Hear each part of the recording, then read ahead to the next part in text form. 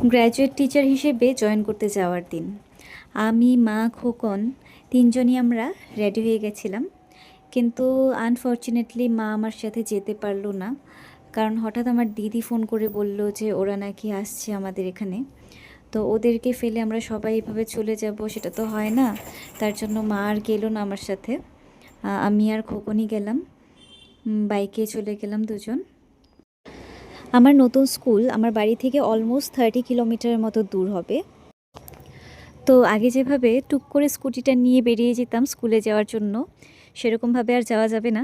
আগে তো স্কুল খুব কাছে ছিল, 10 মিনিট লাগতো আমার যেতে। এখন আগের তুলনায় অনেকটাই বেশি দূর হয়ে গেছে।